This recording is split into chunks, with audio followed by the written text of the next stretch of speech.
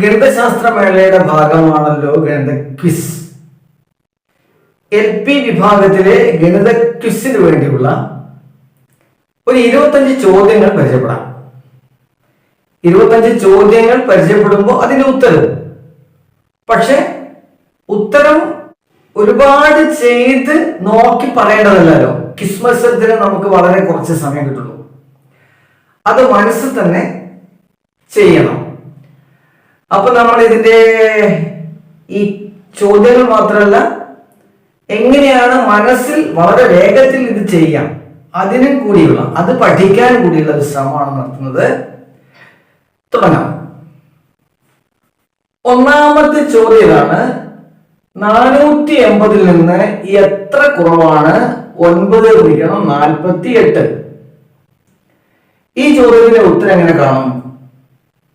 480 എന്ന് പറഞ്ഞാൽ എന്താ? 10×48 ആണ്. ഇതെത്രയാണ്? 9×48. അപ്പൊ എത്ര 48 കുറവുണ്ട് ഇതില്? ഒരു 48 കുറവുണ്ട്. അപ്പൊ അതിന്റെ ഉത്തരം 1×48 48 ആണ്. ഒന്നാമത്തെ ചോദ്യത്തിന്റെ ഉത്തരം. അടുത്തത്, സമചതുരാകൃതിയായ ഒരു പറമ്പിന് ചുറ്റും ഒരു തവണ നടക്കാൻ 1 കിലോമീറ്റർ ആകും. പറമ്പിന്റെ ഒരു വശത്തിന്റെ നീളം, അതാണ് ചോദിച്ചിരിക്കുന്നത്. സമചതുരാകൃതിയാണ്. ആകെ പറമ്പിന് ചുറ്റും നടക്കുക എന്ന് പറയുന്നത് അതിന്റെ ചുറ്റളവാണ്. 4 വശം കൂടെ കൂട്ടിയത്. അപ്പൊ 4 വശം കൂടെ കൂട്ടുമ്പോൾ 1 കിലോമീറ്റർ കിട്ടുമെങ്കിൽ ഒരു വശത്തിന്റെ നീളം എത്ര വരും? 1 കിലോമീറ്ററിനെ 4 കൊണ്ട് ഹരിച്ചാൽ മതിയല്ലോ, 250. 2, 3 ഇവിടെ ഒരു സ്റ്റാർ ചിഹ്നമുണ്ട്. 4 എന്നത് 3 കൊണ്ട് നിശ്ചയഹരിക്കാവുന്ന ഒരു 4 അക്ക സംഖ്യയാണ്. ഇതിൽ സ്റ്റാറിന്റെ സ്ഥാനത്ത് വരാവുന്ന ഏറ്റവും ചെറിയ അക്കം ഏതാണ്? എന്തെങ്കിലും പ്രത്യേകത? 2, 3, 0, 4 എന്ന് പറയുന്ന ഒരു 4 അക്ക സംഖ്യ. എന്താ അതിന്റെ തന്നിട്ടുള്ള ഉപാധി? അതിനെ 3 കൊണ്ട് നിശ്ചയഹരിക്കാം. സ്റ്റാറിന്റെ സ്ഥാനത്തുള്ള അക്കാണ് പറയേണ്ടത്. ഒരു സംഖ്യയെ 3 കൊണ്ട് നിശ്ചയഹരിക്കാൻ പറ്റുമോ ഇല്ലയോ എങ്ങനെ നോക്കുക? അതിൽ അക്കങ്ങൾ കൂട്ടിയാൽ മതിയല്ലോ. ഇവിടെ ഇപ്പം 2ഉം 3ഉം കൂടെ കൂട്ടി 5, 5ഉം 4ഉം 9. തന്നിട്ടുള്ള 3 അക്കങ്ങൾ കൂട്ടിയാൽ 9 തന്നിട്ടുണ്ട്.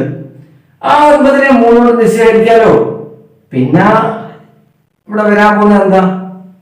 0 ആണ്. 0 ഇട്ടാൽ മതി. ഏറ്റവും ചെറിയ സംഖ്യയാണ് ചോദിച്ചിരിക്കുന്നത്. ഇപ്പം ഈ സ്റ്റാറിന്റെ സ്ഥാനത്ത് വരുന്നത് 0 ആണ്.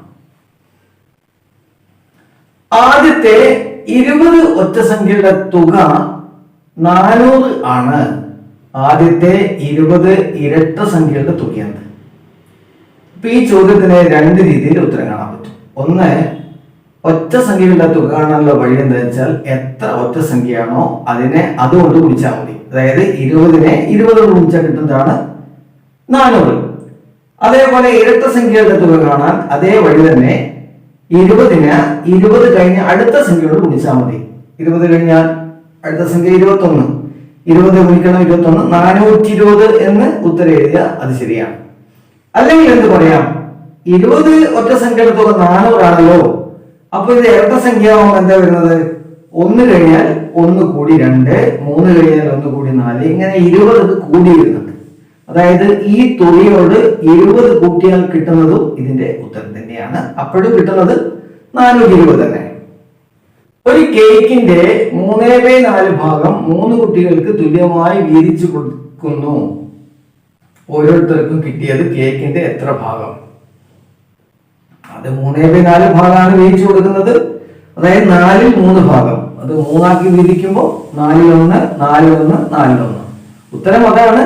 ഒന്നുകിൽ 1/4 അല്ലെങ്കിൽ 4ൽ 1, രണ്ടും ശരി തന്നെ. 5, 6, 7 എന്നീ 3 അക്കങ്ങളും ഒരു തവണ മാത്രം ഉപയോഗിച്ചെഴുതാവുന്ന ഏറ്റവും വലിയ 3 അക്ക സംഖ്യകളുടെയും 3 അക്ക സംഖ്യയുടെയും മതി, അവിടെ പ്ലൂരൽ ആവശ്യമില്ല.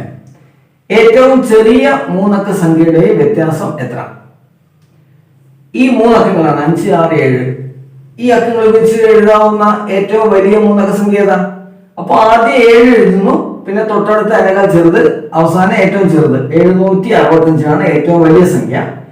ഏറ്റവും ചെറിയ സംഖ്യ 567. അപ്പൊ 765 നിന്ന് 567 കുറച്ചാൽ ഉത്തരമായി. അത് നിങ്ങൾ കുറച്ച് നോക്ക്. മനസ്സിൽ കുറച്ച് നോക്കണം കേട്ടോ. ഇതിന്റെ ഉത്തരം കണ്ടുപിടിക്കണേ. എന്താ വേണ്ടത്?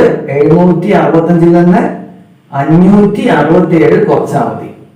അത് കുറക്കാനൊരു വഴിയുണ്ട്. എന്താന്ന് വെച്ചാൽ 765 നിന്ന് 565 കുറച്ചാൽ എത്ര വരും? 200 കിട്ടും. പക്ഷെ ഇവിടെ 567 കുറക്കുന്നത്. അപ്പൊ അതിൽ നിന്ന് ആ 200 നിന്ന് വീണ്ടും 2 കൂടെ കുറക്കുക. എത്ര കിട്ടും? 200 നിന്ന് 2 കുറച്ചാൽ 198 ആണ് അതിന്റെ ഉത്തരം. എയും ബിയും രണ്ട് സംഖ്യകളാണ്. എ പ്ലസ് ബി സമം എ മൈനസ് ബി. ഇത് എ മൈനസ് ബി ആണേ. ആയാൽ ബി എത്ര? ബിയുടെ വിലയാണ് ചോദിച്ചിരിക്കുന്നത്. എ പ്ലസ് ബി സമം എ മൈനസ് ബി. എപ്പോഴും ബിയുടെ വില 0 ആകുമ്പോഴാണ് അത് ശരിയാവും. ഒരേ വേഗതയിൽ സഞ്ചരിക്കുന്ന ഒരു കാർ 120 കിലോമീറ്റർ ദൂരം സഞ്ചരിക്കാൻ 2 മണിക്കൂർ സമയമെടുത്തു.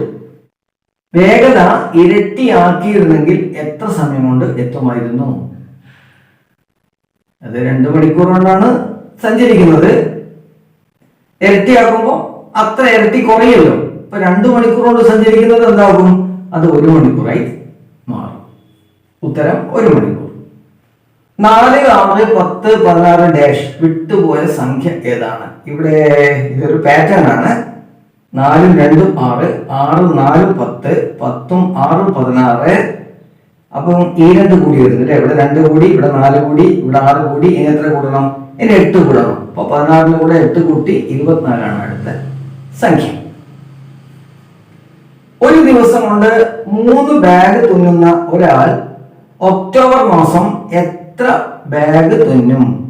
ഞായറാഴ്ചകളിൽ അവധിയാണ്. ഒക്ടോബർ 1 വെള്ളിയാഴ്ചയാണ്.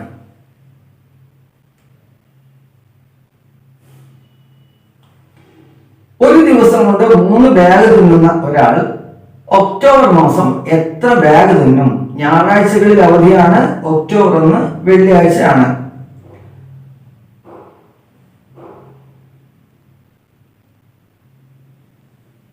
ഒരു ദിവസം കൊണ്ട് 3 ബാഗ് തുന്നുന്ന ഒരാൾ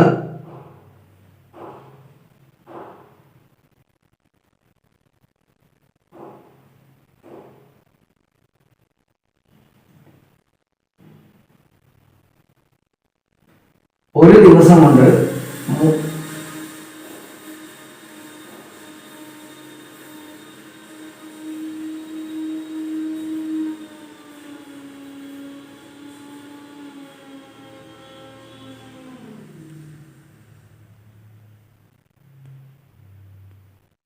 4, 6, 10, 16 ഡാഷ് വിട്ടുപോയ സംഖ്യ ഏതാണ്? ഇവിടെ ഇതൊരു പാറ്റേൺ ആണ്. ആ പാറ്റേണിന്റെ പ്രത്യേകത നോക്കിയാൽ മതി. എന്താ? 4ന്റെ കൂടെ 2 കൂട്ടി, ഇതിന്റെ കൂടെ 4 കൂട്ടി, ഇതിന്റെ കൂടെ 6 കൂട്ടി. ഇനി എത്ര കൂട്ടണം? 8 കൂട്ടിയാൽ മതി. 16ന്റെ കൂടെ 8 കൂട്ടിയാൽ 24. അതാണ് വിട്ടുപോയ സംഖ്യ.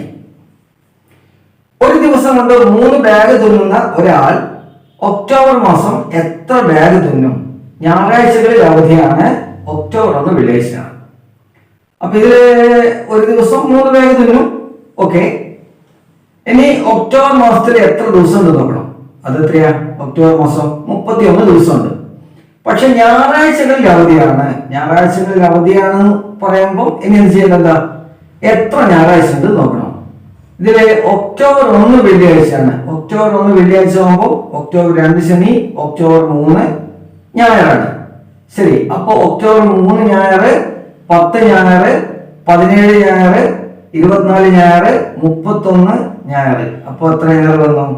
5 ഞായറാഴ്ച വന്നു. ആകെ 31 ദിവസം. ഇപ്പൊ 26 ദിവസം ഇയാൾ ജോലി ചെയ്യുന്നുണ്ട്. ഒരു ദിവസം 3 ബാഗ്, 26 ഗുണിക്കണം 3, 78 ബാഗ്. ഇതെല്ലാം മനസ്സിലാണ് ചെയ്യേണ്ടത്. ഇതാ ഇങ്ങനൊരു സാധനം കണ്ടില്ലേ? X, L, 1, 5. റോമൻ അക്കത്തിൽ എഴുതിയിരിക്കുന്ന സംഖ്യ ഏതാണ്? അത്രേ ഉള്ളൂ. ഇതൊരു റോമൻ അക്കാണ്. ആ സംഖ്യ പറയണം. എങ്ങനെ കണ്ടുപിടിക്കാം? ഇവിടെ ഈ എൽ എന്ന് പറയുന്ന ചിഹ്നം ഏത് അക്കമാണെന്നറിയോ? അത് 50 ആണ്. 50ന്റെ ഇടത് ഭാഗത്ത് 10 വന്നാൽ, എക്സ് എന്ന് പറഞ്ഞാൽ 10 ആണല്ലോ റോമൻ അക്കം, 40 ആണ്. ഇത് 40, മറന്നു പോകരുത് 40. ഇത് 5 ആണ്. 5ന്റെ ഇടത് ഭാഗത്ത് 1 വന്നു കഴിഞ്ഞാൽ അത് എത്രയാണ്? 4 ആണ്. അപ്പൊ എന്ത് വന്നു? 44 ആണ് ഈ സംഖ്യ. അത് മറന്നു പോകാതിരിക്കുക. ഇതിന്റെ പ്രത്യേകത. ഇനി ഇതിന്റെ വലതുഭാഗത്താണ് വരുന്നതെങ്കിൽ 40 പകരം എന്താകും? 60 ആകും. ഇടതുഭാഗത്ത് വരുമ്പോൾ 10 കുറയും, വലതുഭാഗത്ത് വരുമ്പോൾ 10 കൂടും. അങ്ങനെയാണ് റോമൻ അക്കത്തിന്റെ ആ സംഖ്യകളുടെ പ്രത്യേകത. 5 വർഷം മുമ്പ് അച്ഛന്റെയും അമ്മയുടെയും മകന്റെയും വയസ്സുകളുടെ തുക 65 ആയിരുന്നു. ഇനി 5 വർഷം കഴിയുമ്പോൾ അവരുടെ വയസ്സുകളുടെ തുക എത്രയാണ്? നമ്മളെ ഒരു കൺഫ്യൂഷൻ ഉണ്ടാക്കുന്ന ചോദ്യം അല്ലെ. 5 വർഷം മുമ്പ് എന്താണ്? ഈ 3 പേരുടെയും തുക, വയസ്സുകളുടെ തുക 65 ആണ്. അത് 5 വർഷം മുമ്പാണ്. ഇനി 5 വർഷം കഴിയുമ്പോഴോ? അപ്പൊ 5 വർഷത്തിന് മുമ്പേനേക്കാളും 5 വർഷം കഴിയുമ്പോൾ ഓരോരുത്തർക്കും എത്ര വയസ്സാണ് കൂടുന്നത്? 10 കൂടുതൽ. ഓരോരുത്തർക്കും 10 വയസ്സ് കൂടും. ഇപ്പൊ 3 എത്ര വയസ്സ് കൂടും? 30 വയസ്സ് കൂടും. അതായത് ഈ 65ന്റെ കൂടെ 30 കൂട്ടിയാൽ എത്ര കിട്ടും? 95 ആണ് ഇതിന് ഉത്തരം. ഓക്കെ, ആ കാൽക്കുലേഷന്റെ രീതി തെറ്റിപ്പോയാൽ ഉത്തരമാകെ തെറ്റിപ്പോകും. അത് ശ്രദ്ധിച്ചാൽ മതി. 11 ആയിരങ്ങളും 11 നൂറുകളും 11 പത്തുകളും 11 ഒന്നുകളും ചേർന്ന സംഖ്യ. 11 ആയിരമാകുമ്പോ 11,000, 11 നൂറാകുമ്പോ 1100. അപ്പൊ 1100ഉം 11,000, 12,100. 12,100ന്റെ കൂടെ 11 10, അപ്പൊ 110. അപ്പം ഈ 100ന്റെ കൂടെ 110 കൂടുമ്പോ 210 ആകും അല്ലെ. അപ്പൊ 11,210. 11,210ന്റെ കൂടെ എന്ത് കൂടുന്നുണ്ട്? 11 ഒന്നും കൂടി കൂടുന്നുണ്ട്. അപ്പൊ 10ന്റെ കൂടെ 11 കൂടുമ്പോ 21 ആകും. അപ്പൊ 11,221. ഒന്ന് കൂട്ടി നോക്കണേ, ഞാൻ ഈ പറയുന്നത് ശരിയാണോ എന്നറിയാം. കുത്തനെയും വിലങ്ങനെയുമുള്ള കളങ്ങളിലെ സംഖ്യകളുടെ തുക തുല്യമാണെങ്കിൽ എ സൂചിപ്പിക്കുന്ന സംഖ്യ ഏതാണ്? ഇതാണ് കളം. അതില് ഇങ്ങനെ കൂട്ടിയാലും ഇങ്ങനെ കൂട്ടിയാലും തുല്യാണ്. പക്ഷെ ഇവിടെ ബി ആണ്, ഇവിടെ എ ആണ്. എയുടെ വില ചോദിച്ചിരിക്കുന്നത്. എന്താ വഴി? പെട്ടെന്നൊരു ആശയക്കുഴപ്പം വരുന്നുണ്ടോ? അത് വേണ്ട, സിമ്പിൾ ആണ്. ഇത് കൂട്ടുക, 9 5 കൂടെ കൂട്ടുക. ബി ആണ് നടക്കില്ലല്ലേ, അത് ഇതിനോടും കൂട്ടുന്നുണ്ട് ഇതിനോടും കൂട്ടുന്നുണ്ട്. ഇപ്പൊ തൽക്കാലം അത് എടുക്കേണ്ട ആവശ്യമില്ല. നമുക്ക് 9 5 കൂടെ കൂട്ടുക 14. പിന്നെ 6 തന്നിട്ടുണ്ട്, 7 തന്നിട്ടുണ്ട്. 14 കിട്ടണം. 6ന്റെ കൂടെ എത്ര കൂട്ടിയാലാ? 8 കൂട്ടിയാല്. അപ്പൊ 7 വില 8 എന്ന് വളരെ ഒരു പ്രയാസമില്ലാതെ പറഞ്ഞേക്കും. ഒരു വീട്ടിലെ ഇലക്ട്രിക് മീറ്റർ റീഡിംഗ് മാസ ആരംഭത്തിൽ 989ഉം മാസ അവസാനം 1100ഉം ആയിരുന്നു എങ്കിൽ ആ മാസം എത്ര യൂണിറ്റ് വൈദ്യുതി ഉപയോഗിച്ചു? എന്താ വഴി? 1100ൽ നിന്ന് 989 കുറക്കണം. ഇത് കുറക്കാൻ ഇത് പുസ്തകത്തിൽ ചെയ്ത് നോക്കണോ? വേണ്ട. 1100ൽ നിന്ന് 989 ആണ് കുറക്കേണ്ടത്. 989 കുറക്കുന്നതിന് പകരം 1000 കുറക്കുക. 1100ൽ നിന്ന് 1000 കുറച്ച് എത്ര കിട്ടും? 100 കിട്ടും. ആ 100ന്റെ കൂടെ 989നോട് എത്ര കൂട്ടിയാലാണ് 1000 കിട്ടുക? 11. അപ്പോ ഈ 100ഉം ഈ 11ഉം കൂടെ കൂട്ടുക, 111 ഇതിന്റെ ഉത്തരം. എ ഗുണിക്കണം ബി സമം 6, എ ഗുണിക്കണം സി സമം 12, ബി ഗുണിക്കണം സി സമം 8 ആയാൽ എയുടെ വിലയാണ് ചോദിച്ചിരിക്കുന്നത്. എയുടെ വില. എ ഗുണിക്കണം ബി 6 കിട്ടണമെങ്കിൽ എയുടെ വില എന്ത് വരണം? ഒന്നുകിൽ 2, അല്ലെങ്കിൽ 3, അല്ലെങ്കിൽ 1, അല്ലെങ്കിൽ 6, അങ്ങനെ തിരിച്ചു മറിച്ചും വരാം. എ ഗുണിക്കണം സി വരണമെങ്കിൽ ഒന്നുകിൽ 6, 2, അല്ലെങ്കിൽ 3, 4 ഒക്കെ വരാം. പക്ഷെ ബിയും സിയും ഗുണിക്കുമ്പോൾ 8 കിട്ടുന്നത്. ബിയും സിയും ഗുണിക്കുമ്പോൾ 8 കിട്ടണമെങ്കിൽ ബിയുടെയും സിയുടെ വില 2 4 ആകാം. ഒന്നുകിൽ ഇത് 2, ഇത് 4, അല്ലെങ്കിൽ തിരിച്ചു മറിച്ചു, എന്നാൽ മാത്രമേ 8 കിട്ടുള്ളൂ. അപ്പൊ എയുടെ വില വരുന്നത് എന്താണ്? 2 4 ആകുന്നത് കൊണ്ട് വരാൻ സാധ്യതയുള്ളത് 3 ആണ്. എയുടെ വില 3 ആണ്. 1 മുതൽ 100 വരെ എഴുതുമ്പോൾ 1 എന്ന അക്കം എത്ര തവണ ആവർത്തിക്കും? ഇതാണ് ചോദിച്ചിരിക്കുന്നത്. 1 മുതൽ 100 വരെ എഴുതുമ്പോ അപ്പോ തെറ്റായ ഉത്തരം പറയാൻ സാധ്യതയുള്ള ഒരു ചോദ്യമാണ്. 1 മുതൽ 100 വരെ എന്ന് പറയുമ്പോൾ 1ൽ 1, പിന്നെ 10ൽ 1 ഉണ്ട്, 11ൽ 2 ഉണ്ട്, 13ൽ 1 ഉണ്ട്, 14ൽ 1 ഉണ്ട്, 15ൽ 1 ഉണ്ട്, 16ൽ 1, 17ൽ 1, 18ൽ 1, 19ൽ 1, അത് കഴിഞ്ഞാൽ 21, 31, 41, 51, 61, 71, 81, 91, പിന്നെ 100 വരെ വരുന്നുണ്ട് അല്ലെ. ആകെ 21 എണ്ണം വരുന്നുണ്ട്. അതൊന്ന് നോക്കുക ശരിയാണോ. 60 സെന്റിമീറ്റർ ചുറ്റളവുള്ള സമചതുരാകൃതിയായ ഒരു കടലാസ് കഷ്ണത്തിൽ നിന്ന് 3 സെന്റിമീറ്റർ വശമുള്ള എത്ര സമചതുരങ്ങൾ മുറിച്ചെടുക്കാം?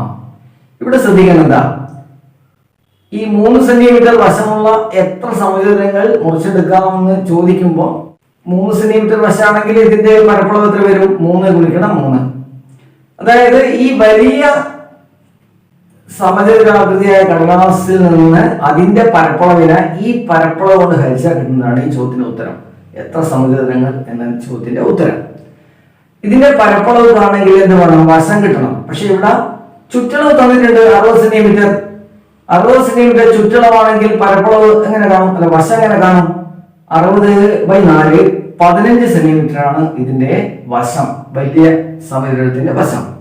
പരപ്പളവോ 15 ഗുണിക്കണം 15. അതിനെ 3 ഗുണിക്കണം 3. 15/3 5, 15/3 5, 5 ഗുണിക്കണം 5 25 ആണ് ഈ ചോദ്യത്തിന്റെ ഉത്തരം. 31 മുതൽ 69 വരെയുള്ള സംഖ്യകളിൽ മധ്യത്തിലുള്ള സംഖ്യ. 31 മുതൽ 69 വരെ. ഇങ്ങനെ 31 മുതൽ 69 വരെയുള്ള സംഖ്യകളിൽ മധ്യത്തിലുള്ള സംഖ്യ കാണാൻ സിമ്പിൾ മെത്തേഡാണ്. 31 69 കൂട്ടുക. എത്ര കിട്ടും? 100. ആ 100ന്റെ പകുതി എത്രയാ? 50. അതാണ് ആ ചോദ്യത്തിന്റെ ഉത്തരം. എപ്പോഴും ഇങ്ങനെ ചോദ്യം വന്നു കഴിഞ്ഞാൽ ഇത് ചെയ്താൽ മതി. ആദ്യത്തെ സംഖ്യയും അവസാനത്തെ സംഖ്യയും തമ്മിൽ കൂട്ടുക, എന്നിട്ട് അതിന്റെ പകുതി കാണുക. 518 ഗുണിക്കണം 243 5 കൊണ്ട് ഹരിച്ചാൽ കിട്ടുന്ന ശിഷ്ടം എത്ര? ഇതും ഗുണിക്കാൻ തന്നെ എത്ര സമയം എടുക്കും? എന്നിട്ട് 5 കൊണ്ട് ഹരിക്കണ്ടേ? എന്നിട്ട് ശിഷ്ടം കിട്ടണ്ടേ? അല്ലേ? ഒരു 3-4 മിനിറ്റ് ചുരുങ്ങിയത് വേണമല്ലോ. അതിന് ഒരു വലിയ കടലാസും പെന്നും ഒക്കെ വേണമല്ലോ. ഒന്നും ആവശ്യമില്ല. ഈ ഒന്നാം സ്ഥാനത്ത് സംഖ്യ ഏതാ? 8. ഇവിടെയോ 3. രണ്ടും കൂടെ ഗുണിച്ചാൽ എത്ര വരും? 24. 24നെ 5 കൊണ്ട് ഹരിച്ചാൽ കിട്ടുന്ന ശിഷ്ടം എത്രയാണ്? 4 ശിഷ്ടം. അതാണ് അതിന്റെ ഉത്തരം. 4 ആണ് അതിന്റെ ഉത്തരം. അത്രയേ ഉള്ളൂ. 1 ഗുണിക്കണം 1 പ്ലസ് 2 ഗുണിക്കണം 2 പ്ലസ് 3 ഗുണിക്കണം 3 പ്ലസ് 4 ഗുണിക്കണം 4. 16ഉം 9ഉം 25, 4ഉം 29, 1ഉം 30. അതാണ് ഉത്തരം. ചിത്രത്തിൽ ആകെ എത്ര ചതുരങ്ങൾ? അപ്പോ 1 2 3 4 എന്നൊക്കെ പറയാൻ സാധ്യതയുണ്ട് അല്ലേ? പിന്നെ ഈ വലുതൊന്ന്, അതല്ല, ഇതിനകത്ത് വേറെ ചതുരങ്ങളുണ്ട്. അതെങ്ങനെയാണ് കാണിച്ചു തരാം. ഈ വലിയ ചതുരം 1, ഈ ചെറിയ ചതുരം 4, 4 1 5. പിന്നെ ഈ 3 ചതുരങ്ങൾ ചേർന്ന് ഒരു ചതുരമുണ്ട് 6. പിന്നെ ഈ 3 ചതുരങ്ങൾ ചേർന്ന് മറ്റൊരു ചതുരമുണ്ട് 7. ഇതും ചേർന്ന് ഒരു ചതുരമുണ്ട് 8. ഇതും ചേർന്ന് മറ്റൊരു ചതുരമുണ്ട് 9. ഇതും ചേർന്ന് മറ്റൊരു ചതുരമുണ്ട് 10 ചതുരങ്ങളുണ്ട്. ഞാൻ പറഞ്ഞത് ശരിയാണോ എന്ന് പരിശോധിക്കണം. 10 എന്തായാലും ഉണ്ട്. ഇനി പുതുതായിട്ട് 11ാമത്തെ നിങ്ങൾക്ക് കിട്ടുമെന്നൊന്ന് നോക്കണേ. തിരുവനന്തപുരത്ത് നിന്ന് 6:30 പുറപ്പെടുന്ന ഒരു തീവണ്ടി 15:45 കോഴിക്കോട് എത്തുന്നു. യാത്രാ സമയം എത്ര? 15:45 നിന്ന് 6:30 കുറച്ചാൽ മതി. 45 നിന്ന് 30 കുറച്ചാൽ 15. 15 നിന്ന് 6 കുറച്ചാൽ 9. അതായത് 9 മണിക്കൂർ 15 മിനിറ്റ് ആണ് ഇതിന്റെ ഉത്തരം. 1 മുതൽ 10 വരെയുള്ള സംഖ്യകളുടെ തുക 55. 1 മുതൽ 11 വരെയുള്ള എണ്ണൽ സംഖ്യകളുടെ തുക എത്ര? ഇവിടെയും എണ്ണൽ സംഖ്യകൾ തന്നെയാണ് സംഖ്യകൾ ഉദ്ദേശിച്ചത്. അപ്പൊ 1 മുതൽ 10 വരെ എത്രയാ? 55. 11 വരെ ആകുമ്പോൾ ഈ 55 കൂടെ 12 കൂട്ടിയാൽ മതിയല്ലോ, 66. അതാണ് ഉത്തരം. 1089നെ 7 സംഖ്യ കൊണ്ട് ഗുണിക്കുമ്പോഴാണ് അക്കങ്ങൾ തിരിച്ചിട്ട സംഖ്യ കിട്ടുന്നത്.